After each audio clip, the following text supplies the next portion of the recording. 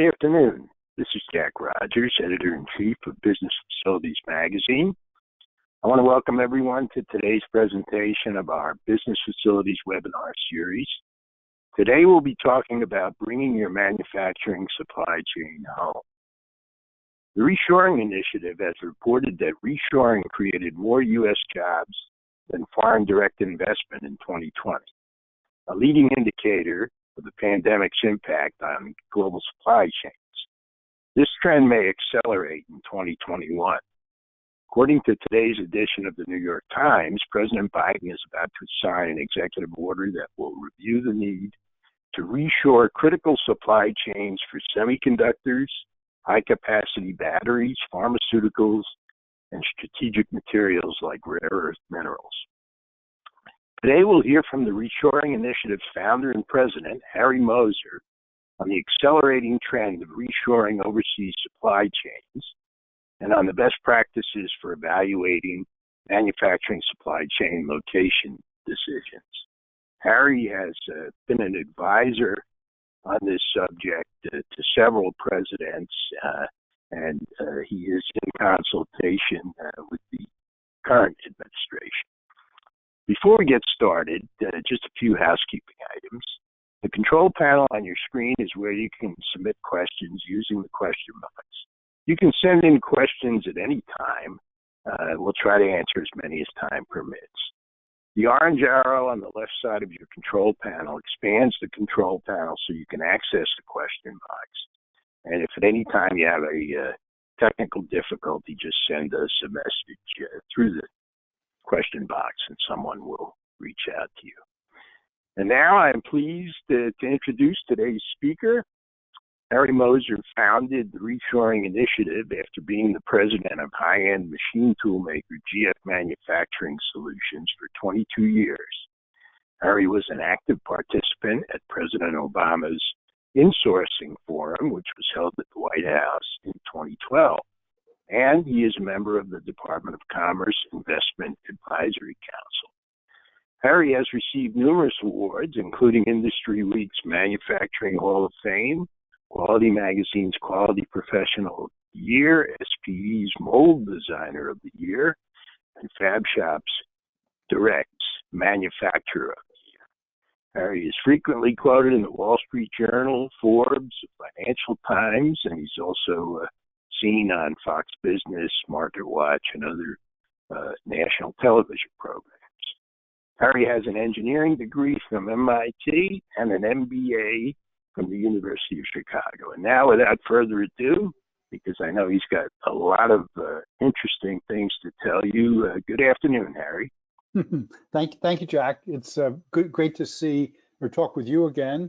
We first met on an IEDC event where you were my moderator and did a great job. I'm Thank you. Happy to be back with you again, and honored to have all the people there in the audience. And speaking of facilities, business facilities, it reminds me of my background. So I grew up in Elizabeth, New Jersey, and the biggest thing in town was Singer Sewing Machine. At the time, this was their flagship facility.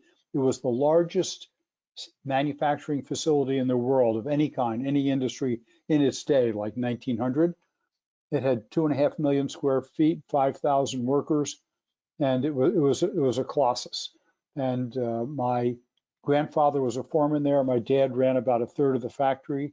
I worked there summers in high school and college, and I went past 20 years ago, and nothing of Singer is made there anymore. As far as I can tell, everything is imported. And I was driving past, I pulled over, and I cried then for what had been lost by my family, the state, the country, etc. And during my career selling machine tools, CNC machine tools, and foundry equipment, company after company, industry after industry that I competed with or wanted to sell to disappeared. They were wiped out by imports. And so it became clear to me that something had to be done, and I founded the Reshoring Initiative to turn that trend around. So to understand that trend a little better, this chart shows manufacturing output in the US And you can see the government statistics say it's plateaued the last 20 years. I'm sure if they measured by pounds or units rather than value, that it has declined. And as a result, the manufacturing share of GDP is down about 50% from about 27% to about 12%. But it isn't that we're not consuming goods. So this chart shows that the rate of growth of consumption of goods has been about 2.5% per year, which is higher than the rate of growth of the GDP. So our expenditures for goods, it's hanging in there very nicely. The problem is that we're just not making enough of them anymore. So this chart shows the US trade balance, which until about 1980 was quite positive. And since then it's gone negative. And this is expressed as a percentage of US GDP, but it's grown to the point where it's now consistently averaging about 800 billion with a B, $800 billion per year. So that means our imports exceed our exports by that 800 billion per year. And our manufacturing jobs as a percentage of US employment have correspondingly declined from 27% to about 9%. And if you put those two graphs together, it's clear that there's a very high correlation. And it turns out there's actually a very clear cause and effect relationship. So most economists who go back and analyze this conclude that the major cause, the largest cause of the drop in manufacturing employment is due to offshoring, is due to importing more and producing less here. Obviously, some is also due to automation, but not as much as to offshoring. So the question then becomes, why do we offshore so much? Why do we import so much? And the answer is price. We did a survey with Plant Moran, one of the largest auditing and consulting companies in the country, and we asked manufacturers and distributors, why do you import? Why don't you make or source that product here in the US? And overwhelmingly, they said price. We go offshore because the price is lower, and it was either just price, like the first column, or unavailable in the US. And since at one time we made everything here, the reason it's not available in the US is because the US producers got put out of business due to price because of the low priced imports that were coming into the country. So we conclude that at least 70% of that decision is price driven. So why aren't we price competitive then? And there's macro considerations. For example, the US dollar has appreciated about 300% versus a market basket of our competitor countries in the last 40 years. As a result, our wages, our prices, our taxes, our land, everything else is relatively high here, or higher than it would have been. China joining the WTO released a fierce and effective competitor that obviously had a big impact on importing.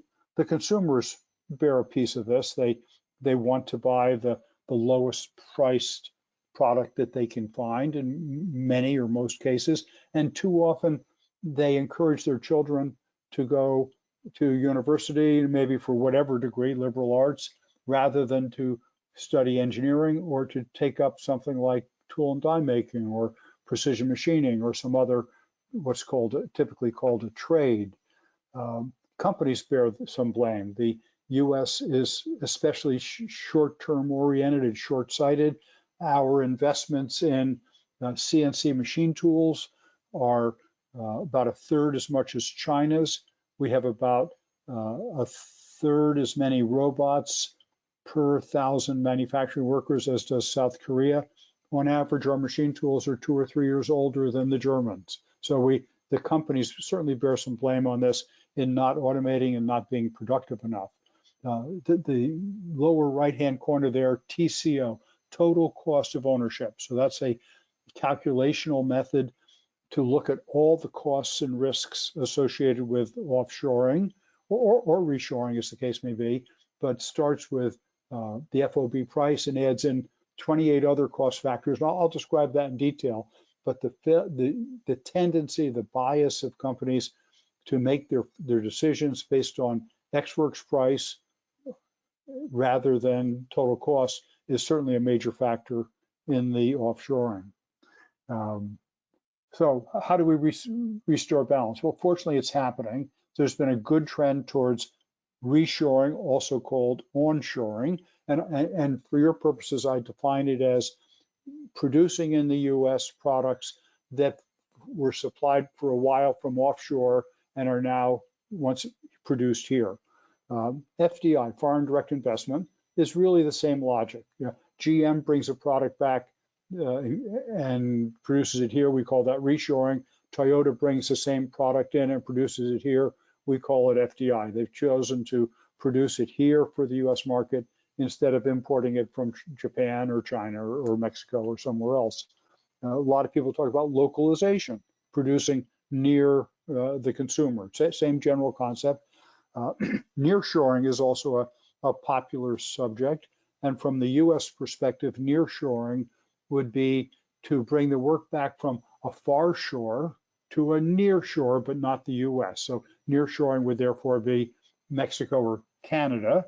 And since the Canadian costs are about the same as the US costs, the tendency for nearshoring is to go to Mexico. And my first priority is to bring the work to the US. I'm a US citizen. But there's some cases where the product is so labor intensive and cannot be sufficiently automated, and therefore the US labor rates make it practically impossible to reshore it. But in the Mexican wage rates are now maybe 20, 25% lower than the Chinese. And so there's a certain category of work that can be gotten to Mexico, but cannot be gotten to the US.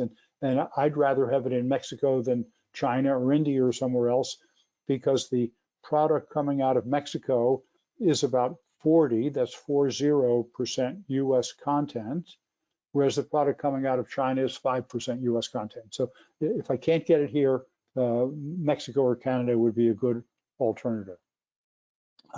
One reason that work is coming back is rising labor costs in China. So Chinese wages have gone up 15% roughly, 10 to 15% per year for the last 20 years, driven significantly by the one-child policy. So their workforce is dropping at the rate of 2 or 3 million a year. So the supply of labor is going down, the demand for labor is going up because they've had such phenomenal growth. Therefore, the price of labor goes up. So simple economics. And this chart shows indexed unit labor cost to make a typical product. So each year, whatever the values were for all the costs, just labor costs, not burden, not material, just labor, in the year 2000 for each of the countries expressed in dollars, call it 100. And then each year going forward, index for the change in productivity in that country, for the change in the wage rate, and for the change in the currency relative to the dollar. So you can see US has stayed just about flat. So your labor costs for your products probably has stayed pretty close to flat for the last 20 years. Other countries bounce around mainly with currency. China's way up here, way up at the top. So the labor cost in US dollars for Chinese products is 5 times as high as it was 20 years ago. And therefore, even before COVID, even before the trade war, work was starting to flow out of China. And then the trade war, COVID, et cetera, accelerated that trend. So some other reasons things have come back. One is e-commerce. Most of you are involved in one way or the other. And if you have say Amazon has a fulfillment center, a distribution center, and there's a surge in demand, and the product is surface freighted from China, the chance of meeting that surge and not stocking out is pretty small. Whereas if the supplier is 100 miles, 500 miles away and can get product there in a day of shipping, now you can get product there in a week or two, manufacture and get it there, as opposed to 5 weeks, 6 weeks out of China. Now, automation certainly has helped. By automating, we cut the number of labor hours, which makes up for a lot of the difference in the relative labor costs in the country. The Trump tariffs were certainly, some people hated them, some people loved them. It's all over the map, but there's no question that it made some of the Chinese product relatively more expensive. There's an increased tendency or preference for a made in US product. More talk than action, but the action's tough because it's very hard for most consumers to find a made in USA product when they go to the department store to find something. This is Deming, the father of quality in the United States, and his work and the work of the lean proponents has helped to make the US relatively more competitive and able to bring things back. So put all those trends together and many more that have an influence, and you come up with the data that's shown here. So we track this, and we track FDI, so foreign direct investment, only incremental FDI when there's a new facility, when there's additional hiring. We do not include just acquisitions or mergers. So we track the FDI by foreign companies, the reshoring by US companies. In 2010, when we were founded, the sum of those two was about 6,000 manufacturing jobs, and that peaked in 2017 at about 190,000, so 190,000, driven significantly by the tax and regulatory reductions, and then fell off in 2018 and 2019 to still historically good levels, but nowhere near as high. In this case, driven by the tariffs and the uncertainties, the uncertainty as to what tariff rate would apply to what product, from what country, for how long, and which created business uncertainty. And companies and their board said, let's just wait until this all plays out, and then we'll decide what to do. We won't make any facility decisions. We'll stick with what we have until this works out. So we're now into a new time, and in 2020, reshoring picked up. FDI continued down, but reshoring picked up, as you can see here. And the drive, significantly, the pickup was driven by COVID. So some of it is PPE related. So there's hundreds of companies that have started up making masks and gowns and gloves. Companies are starting to make the pharmaceuticals that we're so dependent on other countries for. So a good chunk of that pickup is PPE, directly COVID related. And then another piece of it is that companies said, I saw what happened in the medical field. We're just as dependent as they are. That could happen to us. Let's bring some of our sourcing back to the United States. So for the time period from March of 2020 till the end of 2020, about 60% of the cases of reshoring mentioned COVID as a driving factor in one of the two versions that I described. So to show that this is a longer term trend, here's some data from the World Bank and the World Trade Organization. And this is about global trade growth. So it was very strong from 1990 until 2017, 2018, somewhere. It was averaging 4.8% per year. So very, very impressive. And then it slowed down in 2017, more in 2018, and turned negative in 2019. So even before the trade war really hit, certainly well before COVID, the trade growth had dramatically slowed and actually turned negative. And there's some logic to this in that people talk about global trade as increasing productivity. It doesn't increase productivity. Putting stuff in a box and shipping it 8,000 miles isn't productive. It may reduce cost, may reduce price, but it certainly doesn't increase productivity. So as costs tend to move together, as automation makes up somewhat for wage rates, it's logical that the amount of global trade would at least stop growing. Another view of this was done by the OECD, another very globalist group, Organization for Economic Cooperation and Development.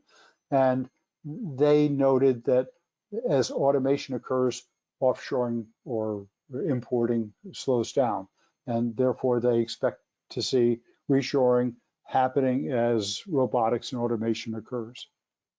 So During the last year, we've seen every hour pictures of hospitals and shortages of gloves and masks and gowns and eventually penicillin and things like that. So everybody's aware of that. Jack mentioned what the president is doing. There's maybe 8 or 10 bills in Congress to mandate that the word comes back. I'm working with various groups to help them. But at the same time, companies are seeing in their industry that we have the same issue. We've all read about rare earth minerals, the 5G, we're very dependent on others. Discrete, small electronic components like these, we just about don't make. Apparel, we import 97% from offshore. Machine tools, the industry I come out of, very dependent on other countries. Even the Defense Department every year puts out a report on the products, the components, the materials that they cannot obtain in the US, and some of which they obtain from allies and some they obtain from not allies, from other countries. So Harry? Yeah.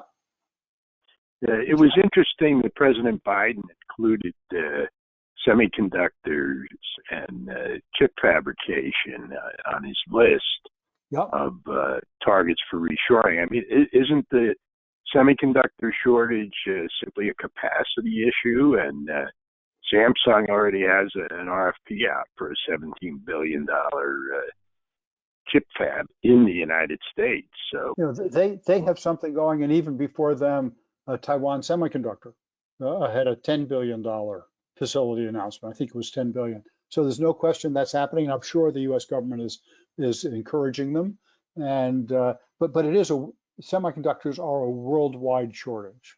There just aren't. So there's shortages. Yeah, the demand is outpacing the supply for the world. So no question about it. And I think it's a good thing. I think it's an essential thing that we improve our availability. And part of it is just the world availability, but the big chunk comes out of Taiwan because of Taiwan Semiconductor. Imagine if when China takes over Taiwan, and then they tell us we can't have the semiconductors from Taiwan. I mean, this would be really tough. So it's a really good idea for the U.S. to become much more self-sufficient in semiconductors. Okay, good point. Well, we're also not going to let them take over Taiwan, but that's a different webinar. That's above our pay grade. Yeah. So companies have seen all this. They've seen the risk of having supply chains scattered all over the world. I was in a teleconference or a webinar with Simchi Levy, Professor Simchi Levy of MIT, very famous supply chain guy, and he said if you're getting components from 100 different sources around the world, you should assume that at least one of them will have a major disruption to your supply chain, and you won't be able to get those components for an extended period of time. So companies look at that and they say, well, what's happened? Over the last decade or two, we've had the Japanese Fukushima tsunami. We've had the COVID crisis coming out of China, the Thai floods, which delayed all kinds of products, the Icelandic volcano, which stopped air freight from Europe. We had our own LA dock strike that held things up. And so companies look at that. The state of Texas froze. And now then the state of Texas froze, yep. And we get hurricanes in Florida, and we get tornadoes and things, but these are largely things at the border. I'm trying to emphasize what happens at the border. And so companies increasingly are saying, I've got two choices. I'm getting product from China. I'll put a second source into India or somewhere. And now one of them ought to be able to come through for me. That's expensive to have two sources. Or I have my assembly plant here in the US. I'll nestle my suppliers as close as I can to the assembly plant, the way, for example, Toyota does when they put a new facility in, and have them in the same town if I can, or if not in the same state or in the country, or in the continent, US, Canada, Mexico, because now at least I've eliminated all those border concerns, all the risks that are happening in all those other countries. Those are gone, and I've just got to make things go right here inside the country. But companies will say, I'd love to get rid of the risk. I'd love to sleep better at night, but the US is just too bloody expensive. I can't do it. And we say, not if the companies use TCO, total cost of ownership. So surveys done back in '09, so a while ago, said that about 60% of manufacturers make their sourcing decisions based on simplistic measures. Wage arbitrage, where's the wage cheapest? PPV, purchase price variance, what's the lowest source on an FOB basis? Landed cost, which could be that price plus duty and freight. Now, all of these are simplistic and ignore something like 15 or 20% of the costs that should be considered. So as an example of that, or as a solution to that, we have the Tco Estimator. That's our free online software to calculate 28 or so different costs and risks, to quantify them, come up with one number to get an apples to apples comparison. So in this example, the Chinese FOB price was 70, US was 100, pretty easy decision. The procurement person looks at that and says 30% difference, $30 difference.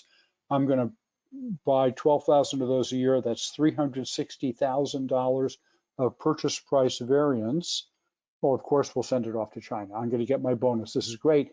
But when they do TCO and see that the Chinese TCO is 98, US is 108, now there's a 10% difference. Now it's not so clear.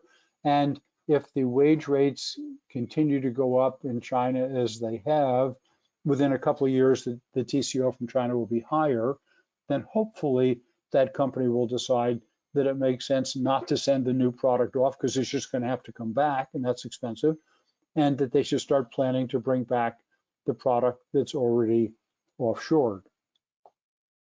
So to show you the power of this, I took the first 180 cases of China versus US, where a company went in, used the TCO estimator, put in all the data, starting with the FOB price, compared the two, and the blue line is the Chinese price as a percentage of the US price. So at 100%, they're equal. At the mode here, at the high point, about 72%, the Chinese price is 72% of the US price. And the red line is the same cases, but the total cost of ownership, and the yellow line is total cost, but with a 15% tariff added in. And you can see as we switch from these different methodologies, these different metrics, the share of the cases where the US wins goes from 8% with price to 32% with TCO, up to 46% if that 15% tariff is in place. So we simplify this by saying that 25% of what is now being imported would be more profitably sourced here if the companies would use total cost to make the decision. So the purposes of total cost are to help the OEMs, the big companies, the ones that are doing the buying, to buy smarter, because they're leaving some money on the table. Not in all the cases, like I say, but some of the cases, for the suppliers to sell smarter, to convince their customers or prospective customers to buy from them instead of offshoring, instead of importing. And this also applies to other countries. So if you have a facility in Mexico or in Germany or even China, the same logic would apply. As an example of this, I had a call about 5 years ago from Mori Corp, the good-sized EMS company. They make populated circuit boards and assemblies therefrom. And they were worried they were about to lose a big customer, and they're going to lose a major order because a Chinese competitor had come in at a lower price. So the VP sales did the TCO calculation. I helped him with that. He took it to the customer, showed the customer that even though Mori's price was higher, the TCO, the total cost for the customer, would be lower. And Tony sent me a letter saying that was the key to winning a $60 million order, just by helping the customer see the realities of all the risks and all the costs. So what are these total costs? Well, we start with the FOB price. we wind up with a total cost, and in between it we call the hidden costs. So some of them are we call hard or firm, like freight, like regular duties, like travel, packaging, inventory carrying costs, the ability to do just in time, to not even put it in inventory, to put it directly on the factory floor. And then there's risks and strategic impacts. For example, emergency air freight. Right now, the container shipments are all screwed up, so companies are trying to do air freight, and the air freight's a mess because there aren't enough jetliners going back and forth, also carrying freight. So the price for air freight has gone up also. The impact on engineering and manufacturing of being in the same country, in the same time zone, with the same language, and able to optimize the product and the process, the value of a made in USA product, the risk of stocking out, the loss from stockouts and overstocking in retail is hundreds of billions of dollars a year just in the United States. Cybersecurity has got to be safer here than having your product being manufactured in China and all the data being stored on servers in China instead of servers here in the United States. So we, from a societal viewpoint, we see the potential 5 million manufacturing jobs, the numbers that will be brought back by balancing the trade deficit, as in many ways the best solution to some of our really largest problems. Over the last year or two, we've seen the crisis with disadvantaged inner city populations, and I saw an interview once with a gang leader, and he was asked, I think he was in prison. He was asked, why'd you go in the gangs? Why didn't you just get a regular job? He said, $12 an hour. I couldn't find a job for $12 an hour.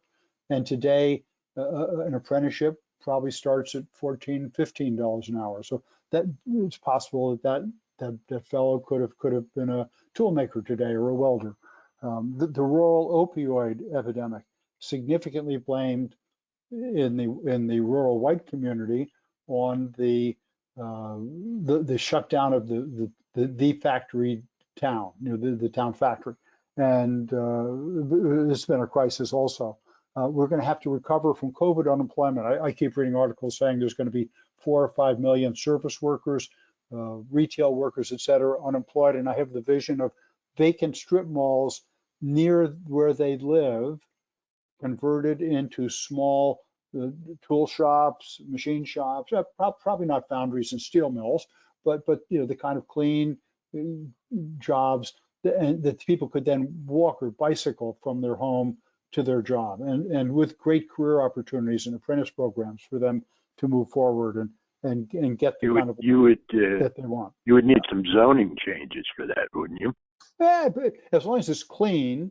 What would you rather have in your community? Boarded up strip malls or machine shops and so on? I'll take the machine shops. I'm just saying the town officials might have something to say about that. Yeah, and I'd hope they'd beg us. I've read about some people that are actually trying to make this happen in various places in the country. So I think it's a good idea for facility people. Could be a great place to pick up some capacity at a time when industrial properties are relatively scarce. The country, obviously, we have huge deficits now growing, and a great way to solve that is more people working, less need for stimulus, more taxes being paid. Pollution, everybody cares now about pollution. We did a study of a 2-pound aluminum die casting reshored from China, and the carbon emission was cut by about 25 to 50% because of the difference in electricity generation modalities and the shipping impact. So the resources that we offer to help economic developers and companies resolve this, the Tco Estimator, I've told you about that. It's free online. Anybody that wants to just sign up, sign in, use it. We have a training webinar on how to use the Tco Estimator, free to use on our website. SBS, we call it siting, S-I-T-I-N-G, and buying smarter to help OEMs evaluate of what they import, what's in that 20% that might make sense to bring back or to outsource or do in-house. The import substitution program is local suppliers replacing imports at the OEMs. And then we have a supply chain gap program that helps states, we identify for them the national supply chain gaps, and I'll tell you about that. So to let you see this visually, here's a factory in the US, another factory over here, another company, and they're all importing all kinds of components from all over the world. That's before, that's today. And then with SBS, this company says, that makes sense for us to expand and produce more in-house in our own factories and to buy more locally from inside the state. And with the import substitution program, some of those local suppliers, we help them find other OEMs around the country that are importing what the local supplier produces so that the local supplier can get more of their business and have fewer imports. And then with the supply chain gap program, we identify product categories where there's lots of imports and minimal or no US production. And then typically the state would get one of the foreign suppliers to invest, build a factory in the state, and start supplying the domestic demand. So to give you a little more detail on the most popular of these so far, the import substitution program is reshoring, substituting domestic production for imports. That's reshoring. So if a company would identify a product category they're really good at, molds, shafts, bearings, something very specific like that, and we tell them who the largest importers are of those products. We give them the address, exactly what they're bringing in, the tons per year they're bringing in, some idea of what they're paying for it. We tell them who the offshore suppliers are, and then we train the local company to use the Tco Estimator to put together an argument, a sales effort to convince that importer to buy from them instead of continuing to import. So, Harry? Yeah. Harry, excuse me. Yep. Regarding our conversation on slide 26 on the strip malls being converted into manufacturing facilities, we got a comment. The town of Bedford, Virginia wants everyone to know that they allowed a manufacturer to go into an old Winn-Dixie in Iowa. The business is growing and doing well at that strip mall. Okay. I'm sure this came from Bedford, but it says the town of Bedford, Virginia allowed a manufacturer to go into an old Winn-Dixie in Iowa. The business is growing and doing well at that strip mall. So I guess it's an example of a successful conversion. That's great. Yeah, I've got to get in touch with them, and I'd rather tell about a real story than just my ideas. Thank you, Jack. So I mentioned this supply chain gap program. So we've identified the national supply chain gaps where there's big imports, 100 million or more a year, say, but minimal domestic production. And then we can filter that to focus on essential products. We could identify those where there's extra tariffs in place, which obviously makes the US more competitive. We could filter for those that are heavily imported from China because the US government wants to be less dependent on China. We can, for a given state, identify the products that are coming heavily into their state and surrounding states. The state can provide a prioritizing list of industries. We can identify what their biggest OEMs are bringing in or consuming, and then come up with a short list of the products that make the most sense to bring back into that state. And then we tell the state who the biggest importers are, or rather the biggest suppliers are from offshore.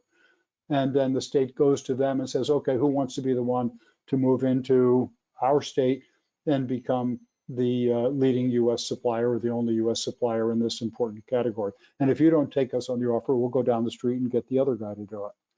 So project status so far, with the import substitution primarily, we're working in the areas we show there, close with some other states.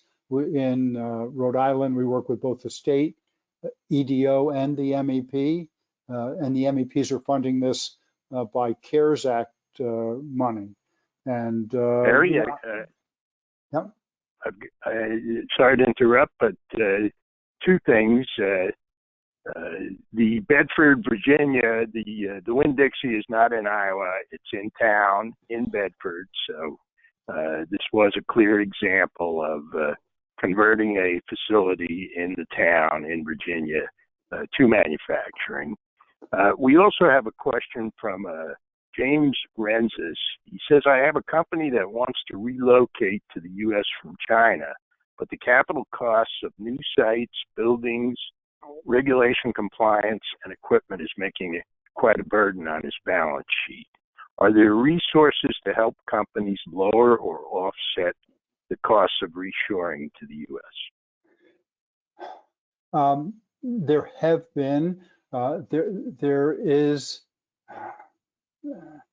a federal bank in D.C., the DFC, I think is the acronym for it, Development Finance Corporation or something like that, that had billions of dollars. I don't think they were giving it out.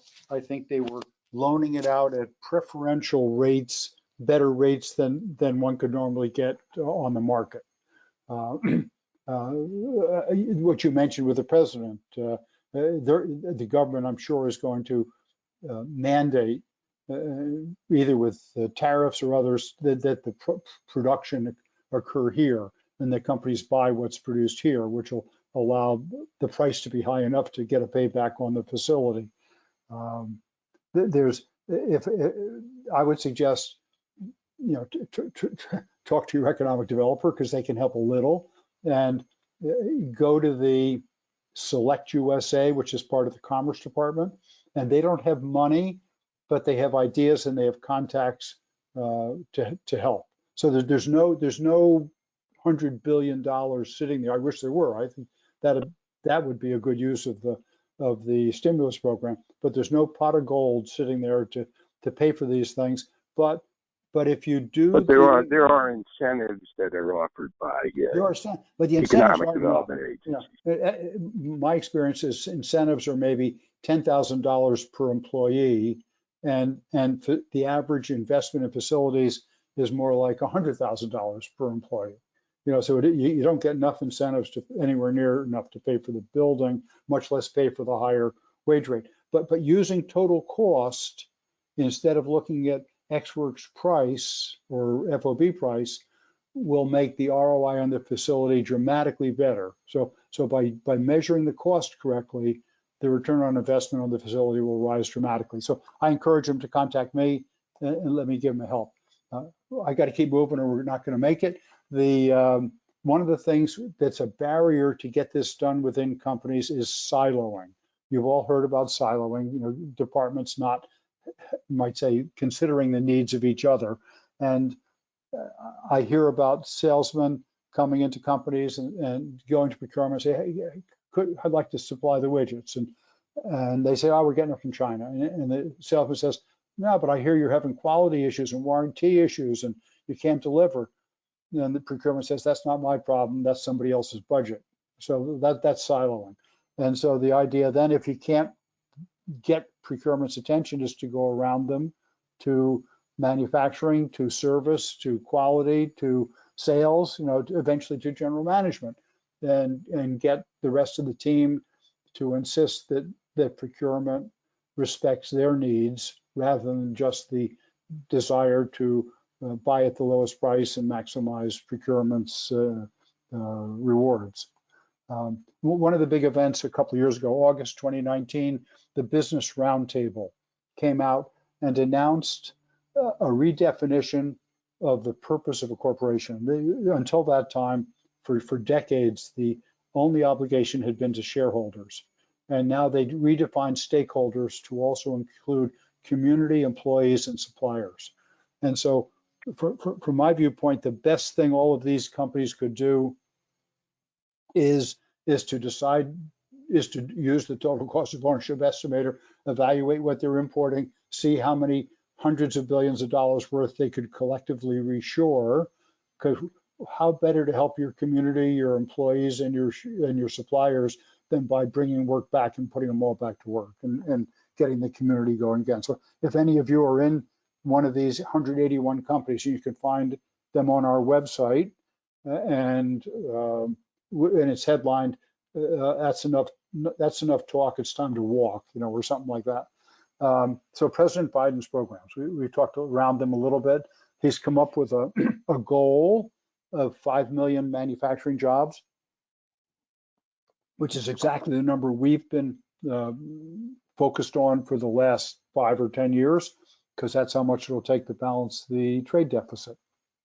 That's great. We 100% support it. Other actions that he's in his policies that will accelerate reshoring, the Buy American program.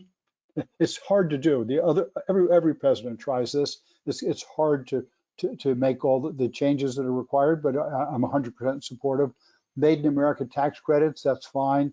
There's an offshoring tax penalty, that's okay. Health program, I think getting people back to work with COVID and so on, getting around that is great. If we could reduce the cost of health care, that would cut your burden rates, and therefore your manufacturing costs would come down. He calls for a $50 billion training program, apprenticeships, credentials, things like that. That's wonderful. We absolutely need it. Made in America labeling getting tightened up. There's too many people cheating on it. And so all of these things, and in general, his sort of stable, solid, traditional style will reduce that business uncertainty I was talking about. All these things will help to accelerate reshoring. But at the same time, there are some things that will hinder reshoring. Most important, Secretary Yellen or Treasurer Yellen came out and said, we want a strong US dollar. Now, she didn't say higher or lower strong, but she said strong. And one of the most important things that they can do is get the dollar down by 20 or 30% so that we are competitive. Anyway, so I disagree on that. $15 minimum wage may be the right empathic thing to do for some people, but there's no question it will raise costs. And there's a certain group of people who choose manufacturing because the wages are better. And there's people who go into apprenticeship programs and get training because they want to make more than $15 an hour. And now if you get 15 in the lowest category job, some of that incentive will go away. So I'm not in favor of 15. The higher corporate tax rate will reduce the after-tax return on investment, including the one that we just heard about from a listener, and therefore I don't think that's a good idea. They want to repeal the right to work, the rules that say you don't have to be a union member to work. And it turns out that about 69% of all the reshoring has taken place in the 27 states that have right to work. So I don't think this is a good idea. Free college. I disagree with. Free college for engineers and tool makers, yes, but free college for sociology and anthropology, no.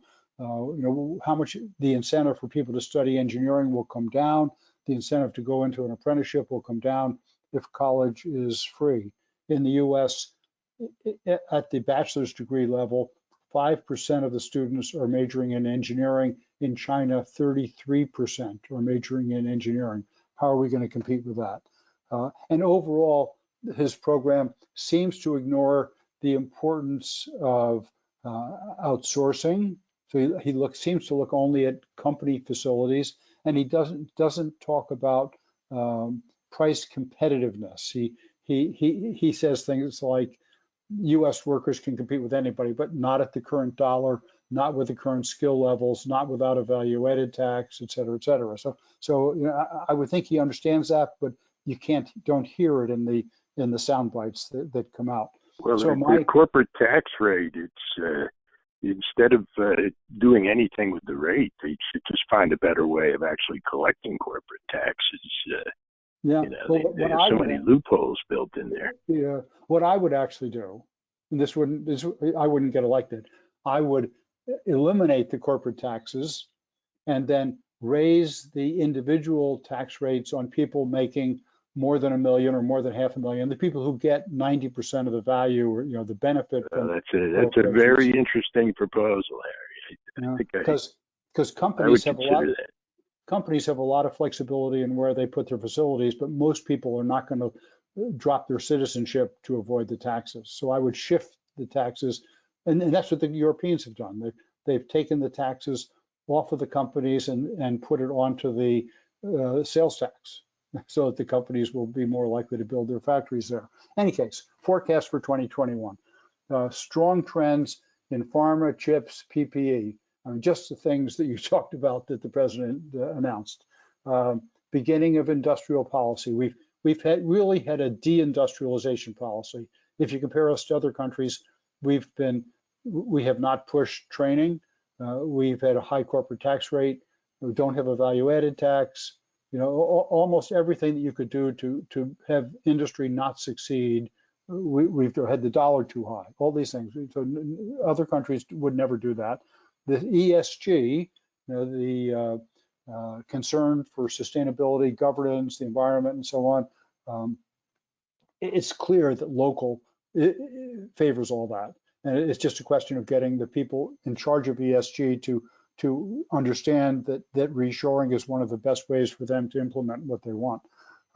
There's a significant chance of a move towards two major trading blocks, and you've seen it somewhat already with 5G, but US and the countries, Europe mainly, Japan, Australia, South Korea, and then China with whatever countries, Russia, it can gather together.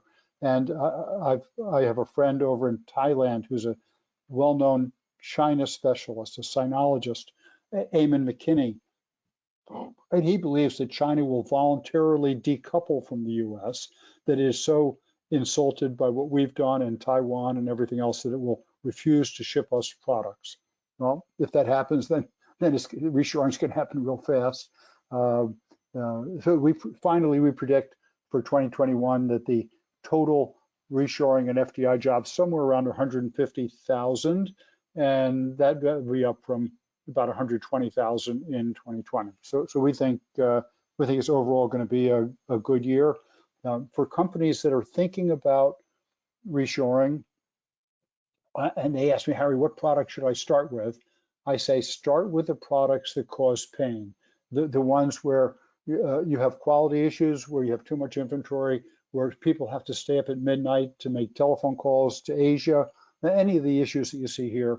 And because then the products you analyze, you will have champions, people that say, yeah, I want that pain to go away. I'll help you do the analysis, I'll provide the data, and you'll come up with a more accurate conclusion. Now, since this is a facilities group, I pulled together the data on investment per job for reshoring and FDI. And there's a big difference between the mean, you can see about $1 million per job, and the median, 150,000 to 300,000. The mean is dragged up substantially by the fracking, natural gas, plants converting the gas into polyethylene, polypropylene, chemicals, et cetera. You know, $2 billion facility with 100 people or something like that. So that drags the mean up. So the median is probably a more interesting place to look. So certainly, as work comes out of China, there are other alternative countries, and this is only about to supply North America. And so I've listed for the logical alternatives what I see as the advantages and the disadvantages. China, I've talked about enough. Vietnam, Cambodia, cost is lower than China's, labor cost at least, but their productivity is substantially lower than China. They don't have the capacity, they don't have the supply chain that China has. So this Eamon McKinney, he says, yeah, take your t-shirts there and your other garments, but for metal, for machining, for things like that, doesn't work as well. India Harry? has, yeah. Excuse me, Harry, do you think President Biden will try to revive America's participation in the Pacific Trade Agreement that we negotiated and then President Trump pulled us out of it? Well, he pulls out, and also Hillary had agreed to get out of too. So it wasn't just, it was a general societal thing, I think. Yes, I think he will. It will change. He'll go back with some of the concerns that drove various groups to oppose it. And I think he'll go back, they'll get some changes made and he'll be in. because it I mean, does so have it's that really a counterweight to China, to isn't China. it? Absolutely, it does have that. But it also has to. Most bilateral agreements we've had with other countries, South Korea, Peru, country, I've seen statistics on them that say that after we had the agreements, our trade deficit with that country increased, and they increased faster than they did with countries with which we did not have trade agreements. So yes, you want to balance China, but also you do want to reduce our trade deficit. And if it doesn't achieve that, then they haven't negotiated hard enough, from my viewpoint. So coming back here, India has low cost, very low labor costs, size, huge potential market. Problems with infrastructure and policy is as best I can describe it. Mexico has cost and they got proximity. It should be wonderful, but something keeps Mexico from reaching its destiny, and it's some combination of violence. And I've read about it, and their policies seem good, but somehow they never quite get it together. And I'd love to see millions of jobs come back to Mexico and have them do so well that their wage rates go up, so we stop losing jobs to Mexico. So anyway, United States, we've got proximity. Obviously, we're here in our own market. Technology, low risk, made in USA, that's a value. But disadvantages, skilled workforce, nowhere near Germany, Switzerland, Austria. Harry, we've got about 5 minutes left. I got it, and we're going to have it. And cost. So simplest analysis of this is if your major success factor, if all you care about is having the lowest price in the market, then you should offshore. And almost surely offshoring is the right solution. You can find somewhere to make it cheap enough to balance off those other costs that I described. But if fast delivery, quality, having the top technology, intellectual property risk, if things like that, availability, if those are the key, are very important to you, not just price also always, but also these things, then it's well worth the time to do the domestic analysis. So we are a nonprofit. We've got 31 sponsors that support us. Some of you may recognize JLL. You may recognize BLS, Biggins Lacey Shapiro, and these other trade associations and companies who are gracious enough to support us in our work. And this is how we think of ourselves. That's the little Dutch boy, and he's there next to the dike. The other side of the dike is the North Sea. Dike's leaking, water's coming out, looks like it's going to collapse, puts his finger in the dike to hold it all together and waits for the village elders to find him and repair the dike. And so conceptually, the little guy is me, is Harry when Harry had hair, and the listeners are the village elders. And we hope that you'll take this message out, because if you take it and apply the tools and to your own work and help your customers and your company do it, I'm sure your work, your company, your community, the country will be better off, better places for you, your kids, your grandchildren. That's why I'm doing it, and I hope you'll take advantage of the work that we've done. I'm here to help any of you that want help. You've got our email address, phone number. I'd love to hear any of you who've reshored, love to help any of you reshore or do FDI. Well, thank you very much, Harry, for a highly informative presentation, as always. We may have time for one or two quick questions here. First of all, I've been informed that the manufacturing company that set up shop in the Winn-Dixie in Virginia is Central Virginia Manufacturing, so I want to apologize for putting them in an Iowa cornfield before. Harry, we also have a question. You said that productivity improvements, obviously automation, is one of the drivers of reshoring.